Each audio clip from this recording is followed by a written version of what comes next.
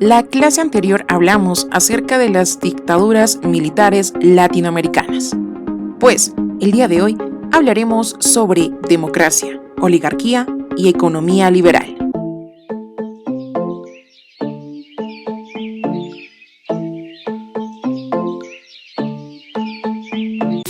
¿Sabías que en la oligarquía el poder está en manos de unos pocos?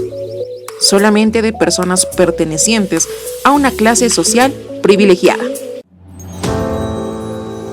Los nuevos retos sociales que planteaba la realidad peruana estimularon el surgimiento de nuevas propuestas políticas, así como inusitadas alianzas entre enemigos políticos. Hablemos entonces sobre los partidos políticos a mediados del siglo XX. Hacia la década de 1950, el APRA era la principal fuerza política del país, a pesar de no haber ganado ninguna elección presidencial hasta entonces. En ese periodo, la postura ideológica del partido cambió radicalmente, siguiendo los lineamientos de su líder Víctor Raúl Haya de la Torre. El aprismo se alejó de su posición inicial y adoptó una postura reformista y conciliadora con la oligarquía y con Estados Unidos. Esta actitud causó la decepción de muchos de sus militantes. En 1959, este sector se separó del partido y formó una nueva agrupación, denominada el APRA Rebelde. Ante el viraje ideológico aprista, surgieron nuevos partidos que trajeron a los sectores medios y populares. En 1956 se creó Acción Popular. Este partido fue fundado por Fernando Belaúnde Terry, quien consiguió el respaldo de los jóvenes profesionales de la clase media.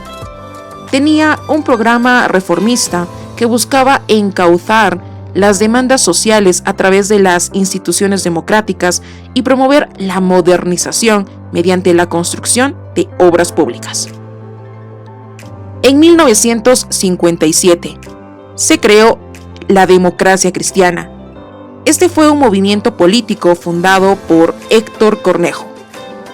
Este proponía establecer una sociedad más justa y democrática dentro del marco de la doctrina social de la Iglesia Católica.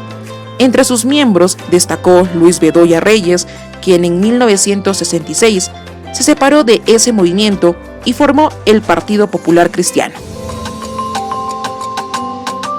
Hablemos entonces sobre Prado y la convivencia.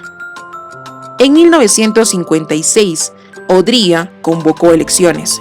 Se presentaron Hernando Lavalle, quien tuvo el apoyo de Odría, Fernando Belaúnde y Manuel Prado, quien ganó las elecciones con el apoyo del APRA. Este segundo gobierno de Prado es conocido como el de la convivencia debido a su alianza con el APRA, partido que volvió a la legalidad. Prado convocó a personalidades de diversas tendencias políticas, como por ejemplo el empresario liberal Pedro Beltrán y los intelectuales Jorge Basadre, Víctor Andrés Belaúnde y Raúl Porras Barrenechea, para integrar sus gabinetes de gobierno. Hablemos ahora sobre la política económica. En su segundo gobierno, Prado continuó con la política económica liberal basada en las exportaciones de materias primas. El auge exportador se sustentaba en las actividades agropecuarias, mineras y en la pesca. A partir de 1958, la política liberal del pradismo se profundizó luego que Pedro Beltrán asumiera el Ministerio de Hacienda. La pobreza que se vivió generó la migración de las ciudades y las protestas de los sectores campesinos, que reclamaban un mayor acceso a la propiedad de la tierra. También empezó a agudizarse el problema de las condiciones de explotación de yacimientos petrolíferos de Brea y Pariñas. El descontento y el sentimiento nacionalista de la opinión pública creció progresivamente. Por otro lado, el gobierno de Prado promovió la industrialización a través de la Ley de Promoción Industrial de 1959. Este instrumento legal brindó facilidades al capital extranjero para que invirtiera en manufacturas. La minería y la agricultura se vieron beneficiadas por una incipiente industrialización basada principalmente en el capital norteamericano. Asimismo, la abundancia de mano de obra y la urbanización del país incentivaron al empresario nacional a invertir en la producción de manufacturas para el consumo local. De esta manera, la política económica del gobierno favoreció a la oligarquía y en menor medida a las clases medias. Dejó de lado, sin embargo, a las clases populares. Hablemos entonces sobre el reformismo, desarrollismo y guerrillas. En la década de 1960, surgieron movimientos políticos que buscaban implantar reformas sociales en el país.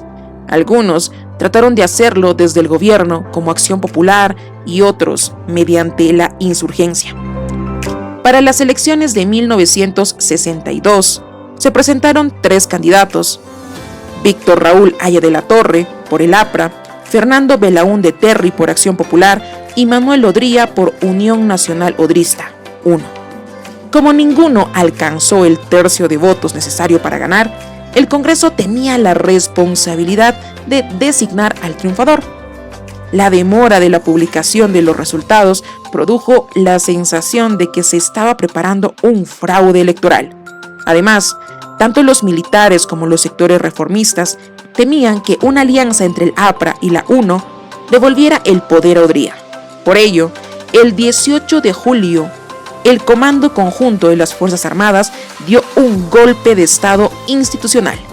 Así, el gobierno quedó a cargo de una junta militar presidida primero por Ricardo Pérez Godoy y luego por Nicolás Lindley.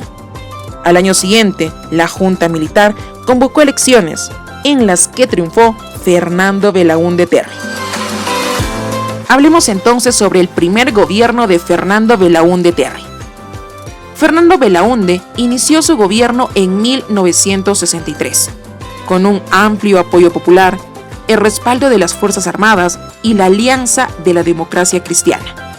De inmediato, Belaúnde puso en marcha 3 proyectos: el inicio de una reforma agraria, el establecimiento de las elecciones municipales y el desarrollo del sistema de cooperación popular, que buscaba comprometer a la población en proyectos de beneficio comunal. Asimismo, desde 1964, inició un ambicioso programa de obras públicas, como la construcción de viviendas y la construcción del aeropuerto Jorge Chávez. Sin embargo, Belaúnde tuvo como principal obstáculo a la alianza APRA-UNO, que dominaba el Congreso y bloqueó las reformas propuestas por el gobierno. Así, la ley de reforma agraria fue detenida y luego modificada sustancialmente por el Congreso. De esa manera, la ley no afectó a los grandes latifundios y solo se pudo expropiar 1 millón de hectáreas de un total de 27 millones. Entonces, la población campesina se sintió defraudada por el gobierno e inició grandes movilizaciones en las zonas rurales, sobre todo en la Sierra Sur. Ya para terminar, hablemos sobre la crisis y final. Para 1965, los signos de crisis y el régimen se hicieron evidentes con la aparición de movimientos guerrilleros en la Sierra Sur del país. Aunque estos alzamientos fueron develados por el ejército, los síntomas de malestar social eran inequívocos. A los males políticos se sumaron los males económicos, pues en 1967 los gastos excedían considerablemente a los ingresos del Estado.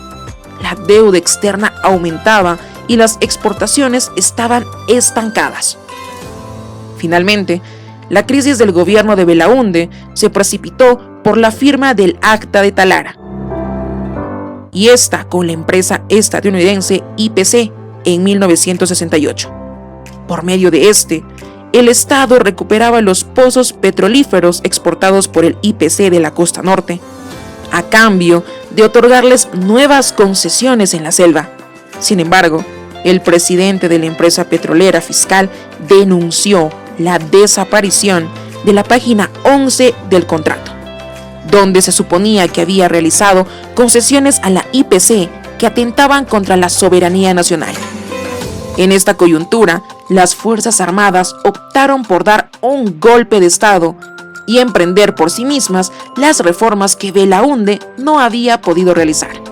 Durante la década de 1960 surgieron movimientos guerrilleros que consideraban que el cambio social debía ser radical y prescindir de la democracia.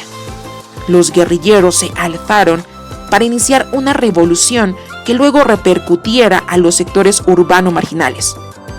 Estos fueron los principales grupos guerrilleros de la década de 1960. Primero, las guerrillas de la Convención. En 1962, un grupo de insurgentes dirigidos por Hugo Blanco condujo la toma de las tierras de los latifundios de la región.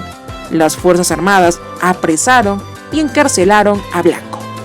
Segundo, el Ejército de la Liberación Nacional, liderado por Héctor Béjar, surgió del apoyo cubano y este fue rápidamente derrotado. Y finalmente, el Movimiento de Izquierda Revolucionaria, más conocida como MIR. Liderado por Luis de la Puente Úceda. Su núcleo surgió originalmente de la facción disidente del APRA y de los marxistas revolucionarios. El MIR postulaba que el sistema democrático estaba bajo el poder del imperialismo y la oligarquía, por lo que se necesitaba una revolución. En 1965 inició sus acciones en las áreas rurales del Cusco y la Sierra Central, buscando el apoyo de la población campesina. Al año siguiente, el gobierno aplastó la guerrilla. Es así que con toda esta información podemos dar fin a esta lección. Espero les haya gustado. Nos vemos la siguiente clase.